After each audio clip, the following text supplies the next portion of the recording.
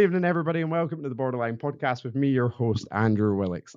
It's very nearly November, which only means one thing: Movember is around the corner. And it is so vital. It is so important that we raise awareness. We continually push the narrative that it's okay not to feel okay. And Movember encapsulates that. Of course, I'm sure a lot of you know exactly what it's about. We grow a mustache and it's fun. It's banter. We raise funds. It's a whole host of charities. You've got men's mental health, suicide awareness, prostate cancer, testicular cancer. The funds that are raised can be life-changing to people. And I know last year from getting involved was the very first time that I'd ever done Movember. I felt brilliant after it. It was brilliant to be part of the team. So especially if you're a member of the gym up at Sparta, go get yourself signed up, be part of the team. Forget about how stupid you're going to look for 1 month. You could save some lives. Surely that's more important to you. So yeah, forget about how stupid we're all going to look stupid. You might even look sexier. Who knows? You might like it. I know I don't. So yeah, get yourself involved. It's very, very, very easy to do. All you have to do is download the Movember app, get yourself signed up like you sign up with anything. And if you are a member of Sparta Gym, get yourself logged on, join the team, and get raising some money. Because last year, I didn't actually know this, but I had to sit down with Alan a couple of weeks ago. Sparta Gym is a huge contributor to a massive funds that are raised in Scotland alone. So to be part of that is really, really, really special. You do not want to miss out on that opportunity. There's so much banter. And of course, we are doing a lot more this year. Excuse the pun, but Sparta Gym is raising the bar up again. So what we are going to do, there is, as some of you may know, a 60 kilogram, 60-second challenge on the bench press. This is going to kill me. Early bench 60 as it is just now.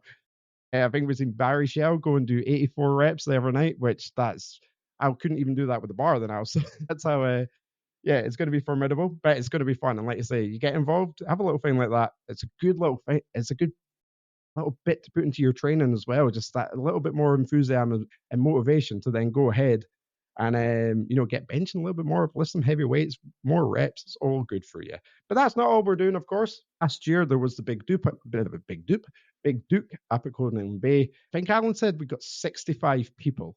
Now, I don't know if a lot of you, from everybody that can remember it from last year, it was Baltic. I'm not selling this very well. It was freezing, okay? It's from end of November, Conan Bay. Of course it's cold. So yeah, 65 people turned up. We were blown away. Honestly, we were completely blown away by the turnout. We didn't expect that much. We want more this year. We want to keep this as a staple to grow and grow and grow, to raise more and more money and to save more and more lives. So please, please, please go get yourself signed up for Movember. Forget how stupid you might look. Even if it's 20 quid, that's going to save a life. Okay? If it's 25 quid, somebody raises 500, amazing. But any amount is so important for me. And I'm going to finish with the Movember bit on this. During Movember last year, like I say, it was the first time that I had ever done it. And I actually felt quite angry at myself, a little bit bitter at myself, because, me, I'm into my mental health. And why did it take me up until this point to get involved? And I'm so glad that I did. I'm so glad that I was part of that team. And I've totally lost my chain of thought, bloody live feed. I was doing so well. Yeah, I'm just going to go back to the big... Oh, no, I was finishing off on Movember. That was right. Chain of thought's back in. We're on it today. Yeah, it's so... What's the word that I'm going to use here? It's just nice, all right? Let's just make it nice and simple. It's really nice when I suffer from depression. I suffer from anxiety day in, day out, okay? When I see somebody else with a mustache, that gives me a good little hit in the middle. That's somebody that's recognizing and they're accepting that the current situation just now and the way that we look and perceive in mental health and how we deal with it is not okay. But it is okay to have these feelings in the first place, okay? So, it's really rewarding in very many aspects as well to get involved. It really does mean a lot to people. I'm saying this firsthand for me personally. When I see other people getting involved, it fills me with motivation to get better. And that's crucial because honestly, what goes on behind closed doors in mental health, in your head, nobody really sees it. Some people won't understand it. But when you can relate to what somebody else is doing, my God, does that help you? So yeah, one last time, let's go for it again. Get yourself signed up on the Movember app. If you're a member at Sparta Gym, join that team, get raising some funds, have a shave tomorrow night, have a go at growing a mustache and save some lives. Trust me, it'll be one of the best things you do this year. Yeah, so the big Duke's up at the 24th this year at Conan Bay. I'm not too sure if I already said that. There will be food, hopefully, and some warm beverages after it. Last year was really cool because we just got to stand and talk for maybe half an hour to an hour. There were some people I hadn't seen in years. It was an amazing catch up with some people that, really, really, really cool to see some people, like I say, that you've not seen in a long time. And this is all to do with mental health. I just dropped my pen. Sorry. Yeah. And it's all to do with mental health, prostate cancer, testicular cancer, suicide awareness. Huge, huge, huge issues for men. So, yeah, please to go get signed up. Okay, so that's Movember. And let's move into more of the kind of podcasty bit, I guess. And I'm going to I'm going away on a trip this week with work, okay? And that's something, when I look back, I'm so relaxed about it. And this is why it's important for me to talk about it, because I know there are other people that probably feel the same way. And historically, whenever, I'm very much okay when I'm in my comfort zones, as many people know. Comfort zones, I can, be fine. Anxiety doesn't really bother me in that respect sometimes. However, when I get out of that comfort zone, I can get really quite horrible symptoms. Historically, when I think back, and I mean this honestly, what I talk about comfort zones is eating in front of people, being in a room where, I think I was explaining this to somebody at work the other night actually, and I was kind of saying that my fear of it isn't talking in front of people. That's never honestly been much of a fear for me. My fear is if something happens to me, if I was to faint, don't know why, that's what goes in my head. If I was to faint, all the tension would be on me, and there'd be maybe a panic. That raises my anxiety through the roof. So when I've been doing different courses or that, and I've been traveling out of work to a couple of years ago, about 6 years ago, I was going to Selkirk to do this course every Thursday, and they were the worst. Honestly, I would get home that night, and as soon as I got home, the anxiety started again, thinking of what was coming next week, because I knew I was going to go through that same range of symptoms again and feel that horrible way. That obviously then makes you lose motivation of what you're trying to do, what you're trying to learn, become distracted. It's not very good. So I'm going away this week for work, and I feel totally relaxed about it. And it kind of dawned on me, wow, I wonder what changed. I wonder what changed with me. I don't know. I don't understand. But what I want to talk about is scary situations that aren't actually dangerous versus situations that really are dangerous that I've been in the past. And I'm going to focus on two, which are from the rainforest. A lot of people won't know this about me. Some people will know because I don't shut up about it when I do start talking about it. But if you don't know me that well, then maybe you won't know this part about me. So it's a really cool story. Anyway, so I'm going to start off with real life situations. In fact, no, let's go do the anxiety ones first. So like I say, Christmas days, horrible, out of my comfort zone, eating in front of people, even with my own family. It's not a nice feeling. Anytime I'd go out for meals, there's a perception that something's going to happen to you. Nisha, sorry, my cat's going absolutely skits. There's that perception when you go out for a meal, sometimes for me anyway. I would, like I say, I'd faint, I'd pass out, I would become all sweaty and clammy, I wouldn't be able to talk, I wouldn't be able to breathe. You're not actually in any danger. The exit's right there, the door is right there. If I wanted to, I can get up, walk out that door. If I was due a bill, leave 50 quid on the table, and I never need to see them people again in my life, right? There's no judgment there. But to me, that's very real. And that's so scary because you genuinely, at times, believe that you are going to die. I know that might sound a little bit nuts to people, but it's that intense. Your heart rate is literally going that much. You can't breathe. You're just so hot, and that cold sweats come over. It's disgusting. You really believe at some point that, if I'm not going to die, and I know this sounds horrible, I'd be better off dead. That's the feelings of the intensity that you get with anxiety. And although it's a fight or flight response, it's not a real life fight or flight response. As if somebody pulled out a gun and stuck it to you and you want to run away. That's fight or flight. The anxiety that I get stuck in is freeze mode. I get stuck in this freeze mode section where I'm not dealing with it. I'm very aware that these things make me anxious, but I don't do anything other than just focus on them. And that's part of freeze mode. It's very important to know that there are three ranges of anxiety in the way that we react to them: fight, flight, and freeze. Historically, I was saying that word a lot today, historically, aren't I? We always used to focus on fight or flight being the main two. Freeze mode is very much something that I relate to.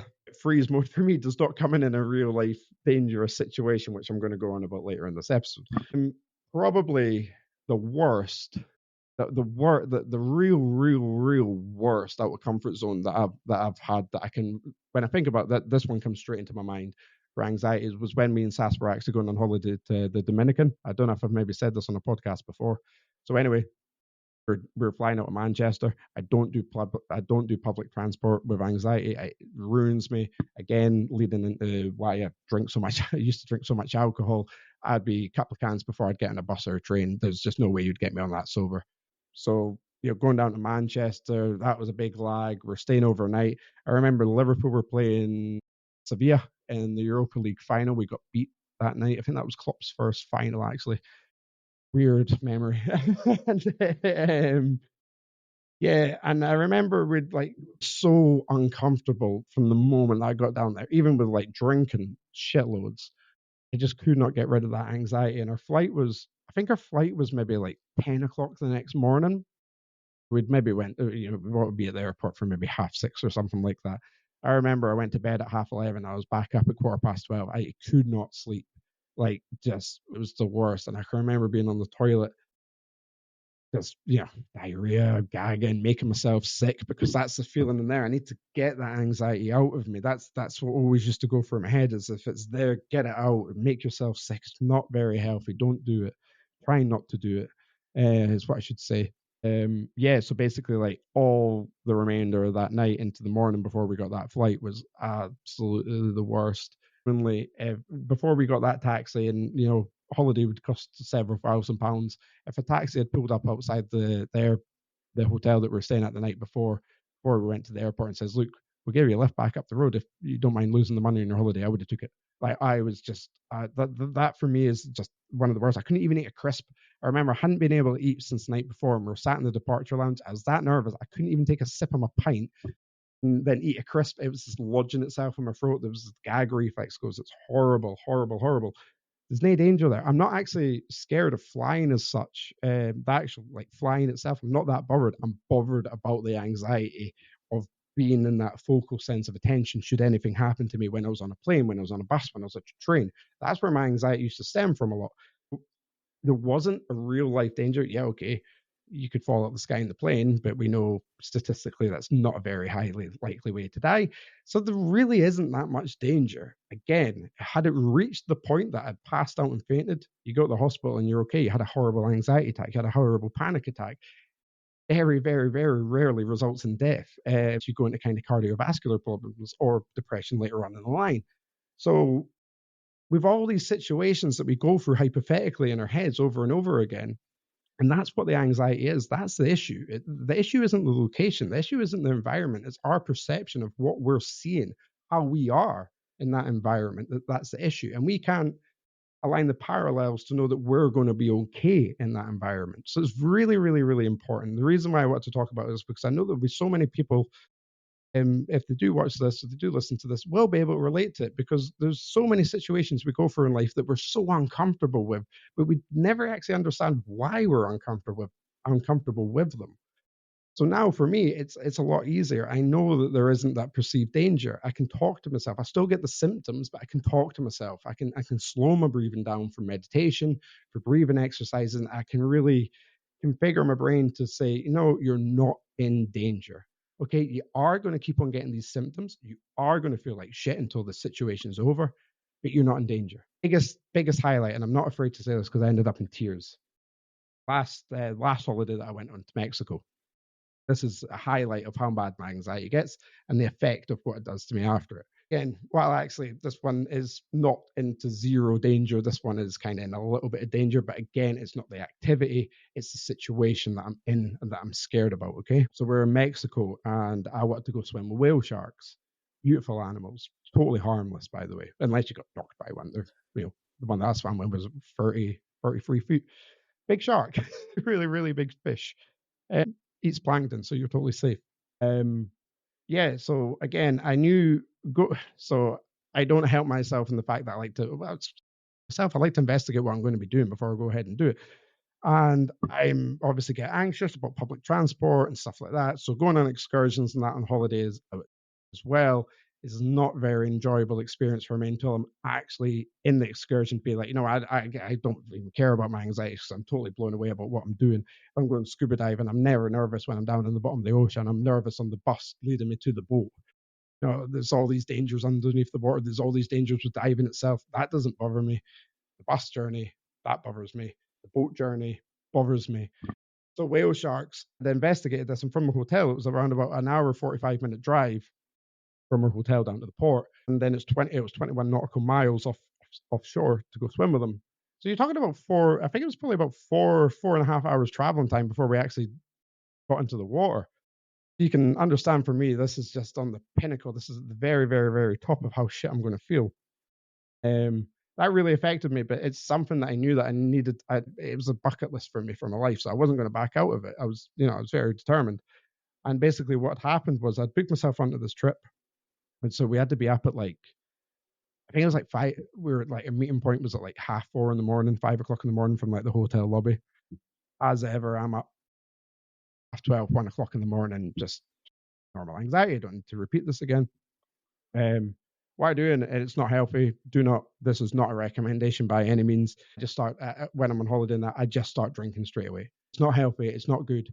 But that is basically how I would handle my anxiety in that situation. So I just got a little top up for a Windows update. Please snooze. Don't do it now. And yeah, it's not a healthy way to live. It's definitely not good for your mental health because you're not dealing with anxiety. You're just going, not today, Dangs. Today you're not bothering me. Today you deal with this. Tomorrow it's fine. Once I get this out of the way, we'll deal with you. But we never do deal with it. We just forget that we're in that situation. So not a healthy way to deal with things. But that is how I would do it. Is I would just get up and I'd start the mini fridge, couple cans in there. I'd go to the bar lobby, get some cans the night before, stick them in the mini fridge. So there was actually alcohol there. It's quite bad to be drinking at 2 a.m, 20 minutes after you've just woken up. But that is basically what I had to do. And so me and Sass was doing it with me as well. So we'd gotten ready for the lobby, and I just sat there. The bus didn't show up, and I was just so nervous, so nervous. And we sat. Bus didn't come, and getting agitated, really, really, really agitated. All I'm thinking about is just get me on the bus, just get me through this bus journey, and get me to the boat. Because if I can focus on the boat rather than the dive first, then that's one little small win. Okay, this is the way that I kind of calculate and analyze my anxiety. Let's do this in small little steps. Let's go from here to the bus, to the bus, to the boat, to the boat, to the water, to the water, to the boat, to the boat, to the bus, to the bus, to the hotel. Wow, no tongue twisters there. I'm getting better at this. Long story short, it had been cancelled and nobody had let me know because the water was too rough. I'm not bothered that it was cancelled. If it was dangerous, I wasn't going to see a whale shark, and I was going to waste 10 hours traveling time every day getting into going out at sea to see nothing. It's very emptiness when you're out at sea and you're jumping in the middle of the sea. There's nothing there. It's blue. And it didn't show up. And I can't deal with that. I can't deal with putting myself in the situation. I really, again, I have to hit this time and time again. I thought I was going to die. I thought that if I got on that bus, there's a chance that I'm going to have a heart attack and die, because that's how I felt. So then to go through that range of emotion to then just being, just oh, it's not happening. Yeah, I couldn't deal with that for what I'd had to go for. And I just broke down. I remember we got up, and I think it got to I'd sat there until about 8:30 in the morning. I was so because I wouldn't believe that we weren't going, because I put so much effort into getting myself into that situation in the first place. And I just remember the tears oh God. As soon as we stood up, and that decision was right, let's just go back to the pool. I just completely broke down. Sass was with me, and it just becomes really emotional. And it just feels, it just makes it harder. And it's not anybody's fault. It's TUI's fault. They should have fucking let me know. I went for a massive hating spree on TUI online for a good length of time after that. So, that's pretty much as bad as my anxiety would get in a situation that isn't actually that dangerous. But now let's talk about situations that I've been in that I don't get anxiety, that are genuinely terrifying. So a lot of people may not know this, that I did animal care at college and went on to university to do animal biology. Massive animal lover, big shark fan, obviously. And I always wanted to work with sharks, so it was like diving with sharks. And pardon me. And we had a work placement to go on doing my diploma in college. And it was a minimum 2-week practical. And you had to go out and find a place to work and work there for 2 weeks. And by the end of it, you'd be assessed by whoever you're working with. And that would go back and to be part of your qualification. Now, a lot of people were going to kennels, local vet centres, SPCA centres, nature reserve, stuff like that. I've always liked to do things bigger and bolder. It's just who I am. Luckily at college, I met this fantastic fantastic guy. If you are watching, I highly doubt you are, Graham. But what a legend Graham Henderson was at college. Big G, loved the guy. Brought out the best in me. And yeah, we were down in the pub one night. He worked behind the bar in the Imperial in Cooper. And we were down in the pub one night. And we were just like, Ken, people going to kennels, people, it's boring, isn't it? Ken, we do this all the time because we'd help out and we'd do volunteer work throughout the year anyway to help our diplomas. We're like, they would do this. What do you want to do? And originally we were looking at going to the Congo in Africa, thank God, because that's even worse. So that's more dangerous than where we ended up. And yeah, we were going to maybe go and do something with mountain gorillas. That would have been amazing. But instead, we ended up going to Guatemala in Central America, and we ended up working in this in a quarantine facility that we're taking animals off the black market. And we were situated. So Guatemala's in Central America. It's just above Mexico, right on the equator. It's bloody hot. We were out in the middle of, well, quite literally bumfuck nowhere. Unless you've been to the rainforest or a jungle. I mean, like on the equator, like a proper dense rainforest. It's very hard to explain what that environment feels like. You are completely alone. You are like completely alone. Basically to get to the nearest place to get to is Guatemala, because we were right up in the north of Guatemala as well, which is like rainforest. So we were basically like Glasgow to Heathrow to JFK. Oh, I've got a better story at the end of this. I'm going to write it down so I don't forget. It's a funny one, but I'm going to end it. Yeah. This has nothing to do with anxiety, but my God, it's a better story. Right. So, and then JFK to Guatemala City. And then we had a 12-hour wait at Guatemala City up to the Patan area. It was like Nisha, please. Sorry, my cat's going daft. Into the rainforest. We're then onto an island called Flores. Flores, you had to take a boat across this huge lake. From the lake, it was I think it was like a 3-mile hike up, and that's where we stayed. So we had to be away because there's so many poachers. You are taking very, very expensive assets of animals away from them, and it's not uncommon for them to kind of try and take them back. And if you kind of poachers in third world countries, they are not going to give a shit about you. You're going to get shot. So that in itself is quite scary. Guatemala City was one of the scariest places I've ever seen, hands down. It was terrifying stepping outside the airport. I was roughly outside there for about 3 or 4 minutes before I ran back inside for a subway, and I never went back outside the airport until I got back on the flight to the Patan. It's terrifying there. And you just hoarded. Not being racist, white skin, they'd see it. Oh my God, it's terrifying. And talking about hundreds of people start coming around you out of nowhere. It's really not nice. Anyway, going on. So we're working up in the rainforest, really cool. We got jaguars, we got crocodiles, spider monkeys, howler monkeys, toucans. I hate toucans. Scarlet macaws, loads of deer, ocelots. I think there was a little mountain lion as well there, puma. Yep. And yeah, there was loads of stuff. It was so cool. If you're friends with me on Facebook, I think I've got an album up there. You can see how young I looked, and all the different animals that were there. They're a really, really, really cool place to go. So it was quite a dangerous situation. Let's talk about some dangerous stories, though. If you've seen the Instagram story that I put on before, let's go to story number 1, and that is the time that I got lost in the rainforest by myself at nighttime too, with no light too, by the way. So, like I said, Flores was an island, 3 miles hike down to the lake, back across the Flores. We used to have to go there on a Tuesday, Thursday, Saturday for food and water, because there's nowhere in the jungle that has running water. Surprise, surprise. So, yeah, and basically, I am not a very big guy just now. I was far smaller when I was around about 18 or 19 years old, probably about 9 stone wet. And so even carrying like a water barrel was quite substantially, never mind 3 miles hike up into the jungle. So we'd gotten back one night, and if you've ever been very close to the equator, then you'll know there isn't really sunset. It's kind of light, twilight, dark. So we were getting back in, and we're in the twilight, kind of twilight thing. The sun's going down, and within 5 or 10 minutes, it's going to be dark. 3-mile hike, but this thing's going to take me, I don't know, 45 minutes. So I know I'm up against it already. Now, Graham, if you are watching, you are a prick because you left me there. There was a couple other guys that we met out there. They went across, and I was left by myself, behind as I was. And I knew within about 15 minutes that I was like, this is not a very good situation to be in, actually. It's now getting dark. I had my phone, which at the time that you didn't get the same kind of torches like you do on the smartphone. I think I had it was a Samsung Cybershot. Is that what it used to be called? I think that was the phone that I had at the time when I was up there. It basically just like lighting up that screen. You can imagine how little visibility that I had. So we know that there's poachers that could come back. And the rainforest is home to just about anything that can kill you if it wanted to. It is a very hostile environment.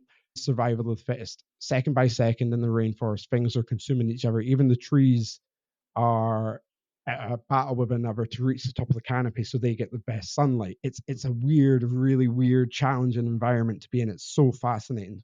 Anyway, getting distracted. So I'm walking up and then it's dark. And when it's dark, animals come alive. And the first thing that you're going to hear in the rainforest is probably the howler monkeys, and they start calling to one another. I'm not going to do a howler monkey sound on here. It sounds exactly how you'd imagine by the name, howler. Okay, I will do. It's your kind of good old like kind of deep kind of resonating things sounds, and they communicate all over around you, and it is deafening because that then sets off the parrots, the macaws, the toucans, everything else that's going around. The spider monkeys start chiming in, and it becomes deafening. It's so overwhelming because you've got all these sounds going off in your environment. You can't see it. You don't know where you are. And the scariest thing for me was I'm very aware that I'm walking on this trail. Are they signaling? Because usually when a howler monkey will signal, unless it's first thing in the morning when sun rises, it can be because there's a predator in the areas. That's flicking in my head. Is there a jaguar? There's jaguars there. Is there a jaguar? Is there a mountain lion? Is there a poacher? The most dangerous thing. There was wild dogs there. So everything's going through my head, and I'm thinking, how dangerous is the situation? And it never once did it dawn on me that I could die in that. It was just kind of like, the fight or flight would kick in, and it was just, right, drop the water bund. You're not going to need this. Run, which is what I did. Probably not the best thing to do if there was an animal there, is to turn your back and to run on it. But I was more than happy to take my chances in that situation. It was very dire. It was 2 miles of running with very little visibility. Nobody could hear me. Yes, people probably would have came looking for me, but it was a dangerous situation nonetheless. There was no anxiety there whatsoever. And again, just going back into what I was saying about the airport, which situation is safer? The airport, hands down. Second story about Guatemala, and this is the one that really gives me the kind of like the wiggles a little bit now when I think back on it, because you think like that was really dodgy. So we basically, our days would be spent that you'd get up really early, you'd go clean out the animals that would in this kind of quarantine facility. Some animals would be able to be released back into the wild. Other ones, spider monkeys, were just too domesticated. They'll die as soon as they get. Spider monkeys they're not as cute as they look. But no, they're very cute. They look very cute. They are very aggressive little animals. They can't be released back into the wild once they've been domesticated. Even a day in domestication with a person, forget about trying to put them back into the wild. They're such smart animals. It's such a shame. So we'd get up in the morning, we'd feed them, would would clean out their enclosures, would do some kind of veterinary checks, and then you're there in a third world country. You've got to help out. You have to do your bit. So we were usually working in quarries, making paths, stuff like that, cutting grass, which is not cutting grass as we do in this country. It's getting a machete out, going across and making big bales. That was scary enough because you get the fer-de-lance viper, very common in Guatemala, and they like the kind of grass areas. So we're always wearing big wellies. Esper viper, fer-de-lance, I think that's what it's called. It was also very dangerous. This isn't the scary situation though. But then you'd go back at lunchtime, you'd get some lunch. Again, feed some animals, do some more vet checks if you needed to, clean out whatever you needed to. And then you'd typically, if it was too hot, you'd get the afternoon off or you'd do some kind of light work. But there was this one day, it was honestly, we were working in the quarry, it was like 44, 45 degrees, exceptionally humid. Humidity is just banging up in the rainforest. I can't remember the guy that is, was it Manuel, came up to us and was just like, afternoon off, too hot, too hot. Go to your rooms. And so we went back to rooms. You can't stay out when it's that heat, like say with the humidity. It's just really uncomfortable. There was the lake 3 miles down the hike, so everybody, we had loads of us there, Scandinavians, Americans, Australians, Brits, such a good group that we had. And we thought, we're going to go down the lake and we're going to have a swim. We were told when we first got there that the lake's okay to swim and there's no crocodiles in there. However, what happened was the night before there was Again, going into rainforest climate conditions, when it rains out there, it's not a shower that you get here. It is really, really, really heavy downpours. And basically, the big lake that led up to Flores and kind of coming into this wildlife reserve was, what was the word that I'm going to kind of say? There was another lake next to it, and there would usually be a little bit of land between them, separating them. But when there was a lot of rain, the water levels would rise, and that would just become one big lake. Crocodiles stay in this big lake, this other lake. We had this lake, so we had no idea that the two were actually joined. You can see where the story's going. And we were down, we were swimming. And Graham, again, if you're watching, you were the furthest one out. I've got a picture of you still on Facebook, right out in the middle of the water in the lake, having a great time, cooling off. And then all of a sudden, there was screaming in Spanish. I'm running down this dirt track behind us. And then out into this jetty, screaming us all. And not all of us were in the water. I think at the time, there's maybe about 5 or 6 of us in the water, maybe 5 or 6 of us, just sitting on the wooden jetty, drying off.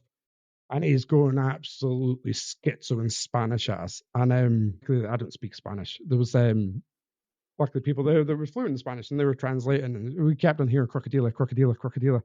I know that's not good news. It turns out that crocodiles were spotted right around the jetty that we jumped in at earlier on that morning. It was actually supposed to be closed off. There was crocodiles on the, further down the lake. They're on the embankment. Nobody got attacked. Well, I guess they're not Nile crocodiles, they're not saltwater crocodiles, they're not these really, really, really aggressive ones that you hear about in Australia. I think they're actually the American crocodile, which I think comes out of, I think it's actually called a Kruger crocodile, I think is the one that you get in Guatemala, something like that. Anyway, so possibly not quite as aggressive as the others, but very, very dangerous situation. If anybody knows anything about crocodiles, them and polar bears are the only animals on the planet that will actively hunt you and learn how to hunt you too. So yeah, we were swimming around them, and we had no idea that they were there. Nobody got a niggle, a nabbed, or pulled under, or worse. We were lucky. It was like, again though, I was back in that water a couple of days later when you knew that the water levels were fine. I trusted it. There was no anxiety there. There was a lot of danger there. Yeah, it was a really, really, really scary one. I hope you guys kind of maybe enjoyed that little bit of it and didn't really know that about me in the first place. Sorry, I got a clear my throat. Not pronunciating as well. I'm a bit more relaxed. And yeah, really, really, really horrible when you think about it. Could have went horrible. Anyway, I don't need to delve on that. I want to go into this. This is where I was actually going to end the podcast. This is a bit of a random episode, I know. There is a funny, funny, funny story at the end of this as well. And this is, I guess it's dangerous in other ways, in other respects. So we got one day off for our entire trip. We were there for 2.5 weeks, and we went to Takao National Park. I don't know if anybody know him. Huge, one of the biggest in Central America, Mayan civilizations, got all the pyramids. Amazing place to walk around, just fascinating. And we got a night stay out there. We got our own luxury hotel. We're used to in the rainforest, cold showers every day, horrible toilets, bunk beds, and to be in a hotel with proper food, beer, wine. It was so good. And we got to trek around Guatemala and the Takao National Park. So we done that in the morning, and then we went back to the hotel. There was a pool there. It was really cloudy. I didn't put in any sun cream. What an idiot. You can imagine what happened. The worst sunburn that I've ever had in my life, bar none. My legs were purple. So sore. I could not sleep. So on the Thursday, I think we flew back on the Sunday. I think it was the Thursday the last time we were going into Flores. I went into a pharmacy and I wanted some sleeping tablets because I just could not sleep because of the sunburn. And so I went in. Woman asked me, showed her, she said, just take one of these at nighttime. One of these is enough. I'll take her word for it. Later on that night, ate my sleeping tablet, and it worked because I got to sleep. But it's probably like 45 minutes or something after. I was expecting to take it, as you do, within a couple of minutes, being asleep. That happened though. This on the return, where I'm going to go on to next. So yeah, I was pretty relieved about it. And I had a couple of tablets spare. I only needed the one the next night. I was just like, it's actually feel a little bit better. I'm not going to bother doing it. Shouldn't do sleeping tablets if you don't need them. So yeah, so I actually decided that because of the time zones and the journey back, and I was actually due back in college, I had one rest day, and then I was back in college. I was like, I need to sleep on one of these flights coming back. The flight between Guatemala City and JFK was around about 6 hours. Sleeping tablet, brilliant time to take one. I went on the flight. I'll be out for it. That's in the same time that's nighttime in the UK, so I'll kind of be back onto my own kind of track and getting ahead of the jet lag a little bit. So we're sat, and I didn't drink any alcohol. I say at the time, I never really got anxiety like I do now. Wasn't really bothered about drinking alcohol in airports then. It was absolutely fine. It was just jolly. And I remember our flight was going to board. I think it was something. I want to say it was like 20 to 8, which makes sense because it'd be about 1 o'clock in the morning here, 2 o'clock in the morning here. So you're kind of sleeping for the night. And I remember that I checked my watch at around about 7:30, and our flight was due to board at 20 to 8. And I remember looking at my watch and it being 7:30 and thinking, time I get on the plane, time it takes off, it's probably going to be about 45 minutes. It's perfect. Just take it now. So I took it now. That is the last thing I remember. Apparently, what happened was they done the announcement that, sorry, I missed a major part of the story out. Randomly before this, there was actually also everybody got drug searched. Guatemala City is next to Mexico. It's not uncommon for people to get drug searched, especially people with white skin. Again, not racism aside, it's just the way it is out there. Yeah, so everybody got drug searched, and they were asking me about these sleeping tablets. I says, luckily we had somebody that was actually flying back to Heathrow that was going to Bristol. So one of the guys that was translating the Spanish from the crocodile incident, he was actually on the same flight with us, so he was translating to the police basically. Sleeping tablets, not a problem. So we go sit back down, and I take my tablet, and that, as I say, that's the last thing I remember. Now apparently they went to call the flight to board, and Graham and I can't remember this other guy's name from Bristol stood up, and I was just there, just wasn't there. My eyes were open, but nobody was there. I was asleep, but my eyes were open. And eventually, apparently, my eyes closed. Anyway, they went to get me up, and I just erupted into what I can only assume would be kind of like night terrors because of them, screaming, crying, going nuts, swearing, going just... Obviously, this got the attention of the police, that they made their way across to me and pulled me. I don't remember any of this. Pulled me across to the corner. Apparently, were going to be taking me to an interview room. Obviously, assuming that I maybe had something concealed inside of me, or I'd taken something due to the police check. Again, luckily, that guy could translate to Spanish to say, no, he's just taking a sleeping tablet. Luckily, there was a leaflet. They managed to have a read of that. They'd let me back onto the plane on the provision that I was going to calm down. How was I to know? They let me back on the plane. Apparently, I sit in the plane. I start going mental again, and there's this hoo-ha about, am I actually going to be able to fly out the country? Are they going to detain me? Is this a very, very, very dodgy situation? I'm sat here today. I didn't end up in Guatemala in jail. So I was allowed to continue on my flight, but it could have quite easily went the other way. And fuck being in a Guatemalan jail. I've seen what Guatemala City is like. I've seen what the rainforest like. I can see what the aspects of that country. No. So that's just a bit of a funny story to kind of finish that one off with. I want to highlight these because I want to make relatable, funny instances of anxiety and the way that we perceive anxiety with a bit of humor as well, because I really think it's important to exchange these stories, talk about them, how they've affected us, how they affect us now, and look back and what we have learned from that. What do we learn about ourselves in those situations? It's very important with mental health to analyze a little bit. Don't overanalyze like I do at times. I'm guilty for it, I admit.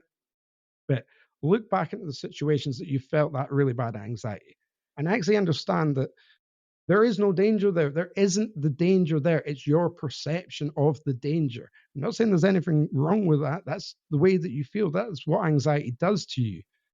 But understand it. Don't leave it there, because next time you're in that situation, you're going to feel the same way. But if you give yourself a little bit of an arsenal, a little bit of motivation, a little bit of resilience and strength, when you analyze something, you go, you know what? I'm going to feel like shit next time I'm in that situation, but I'm going to be so much better prepared now than what I was, because I've spent that little bit of time on myself to understand why I felt that way in the first place. Why was I scared? What was I scared of? What would I have done if I was offered an escape route? Would I have stayed? Would I fight or flight, or would I have froze? Remember, freeze is a very, very, very important aspect when we talk about anxiety.